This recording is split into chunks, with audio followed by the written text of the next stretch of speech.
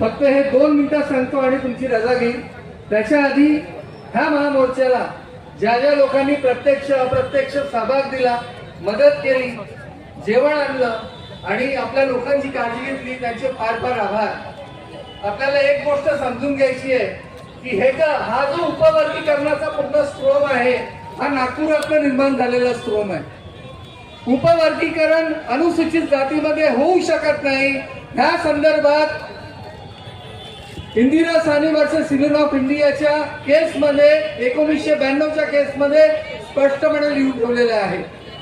तरी सुद्धा त्याची दखल न घेता आणि ते उपवर्गीकरण अनुसूचित जातींना सुद्धा लागू शकतं अशा पद्धतीचा जो निर्णय आलेला आहे state of Punjab versus Devendra Singh, त्या निर्णयाचा जेवढा आपण कटाक्ष केला पाहिजे तेवढा कमी आहे। मित्रांनो, प्रश्न असा आहे की उपवर्गीकरण म्हणजे काय? उपवर्गीकरणाची व्याख्या एकदम सोपी आहे।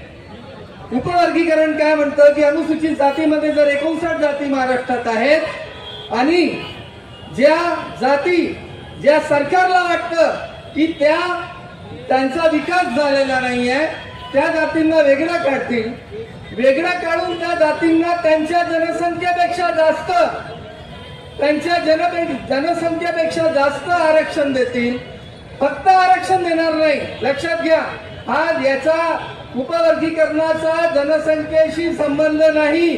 ज्यांची टक्केवारी 2 आहे त्यांना 10% सुद्धा आरक्षण दिलं जाऊ शकतं।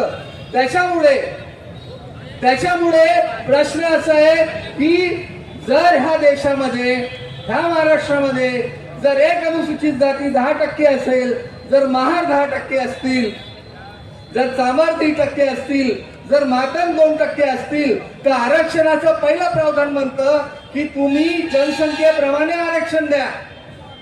आणि जर तुम्ही आरक्षणात उपवर्गीकरण करताय तर हा कोण होऊन गेला सुप्रीम कोर्ट, जो आपल्याला सांगतोय की नाही, आम्ही आरक्षण जनसंख्येच्या आधारावर देणार नाही, तर आम्ही आरक्षण कशाच्या आधारावर देऊ? आम्ही बघू की कोणता अविकसित जास्त आहे। अहो, मी तुम्हाला सांगतोय, ह्या महाराष्ट्रात तुम्ही जनसंख्येचा अभ्यास करा। या महाराष्ट्रात जे 10% महार समाज आहे त्याच्यातले 95% लोक आजही झोपडपट्ट्यांमध्ये राहतात। मातंग समाजातले जे 1.5% लोक आहेत त्यांच्यातले 1% लोक आताही झोपडपट्ट्यांमध्ये राहतात। त्यांच्याकडे शिक्षण नाहीये, त्यांच्याकडे स्कॉलरशिप नाहीये, त्यांच्याकडे सन्मानाने जीवन जगण्याचा कोणताही हक्क आणि अधिकार नाहीये। उलट बाटी किंवा आयटी किंवा वेगवेगळे महामंडळ बनवून जो काही फंड महाराष्ट्र सरकार घेते तो फंड महाराष्ट्र सरकार इतरत्र वळवते। जे आमच्या हक्काचे पैसे आहेत, आम्ही भिकारी नाही आहोत, लक्षात घ्या। ह्या महाराष्ट्रामध्ये 1.5 करोड अनुसूचित जातीचे लोक राहतात आणि या 1.5 करोड अनुसूचित जातीतला प्रत्येक व्यक्ती जर 10,000 रुपये महिना कमवत असेल तर त्याच्यातले 4,000 रुपयाचा तो टॅक्स भरतो इनडायरेक्टली। तर जर अनुसूचित जातींना तुम्ही पैसे देता तर तुम्ही उपकार करत नाही, आमच्या हक्काचे, आम्ही कर म्हणून दिलेले पैसे तुम्ही देता।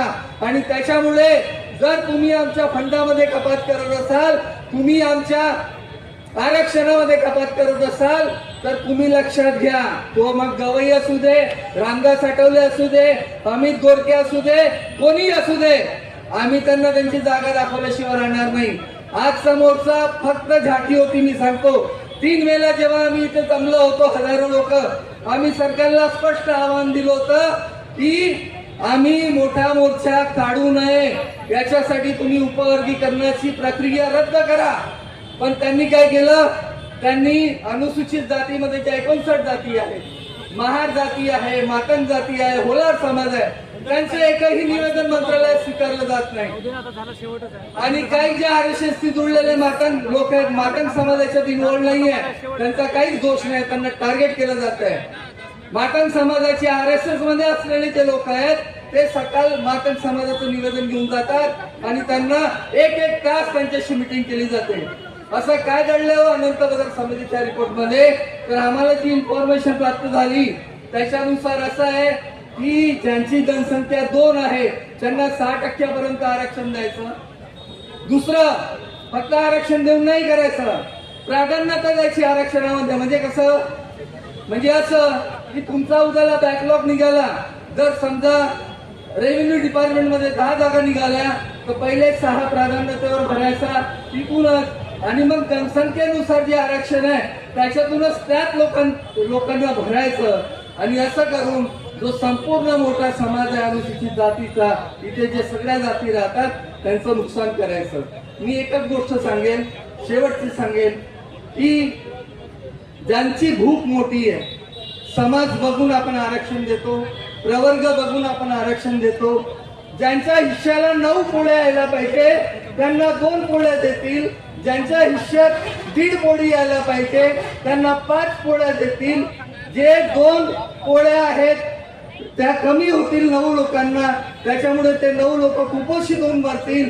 आणि ज्यांना 5 पोळ्या दिलेल्या आहेत त्यांचं काय करतील की त्यांना खाणं होणार नाही, ते अन्न सडेल आणि मग हे यांच्या नियोजित कार्यक्रमासाठी ते अन्न वापरतील. हा साधा, सोपा आणि सरळ मुद्दा उपवर्गीकरणाचा. त्याच्यामुळे आता आमचं कृती समितीचं धोरण स्पष्ट आहे की इथे मांडले तर ठीक,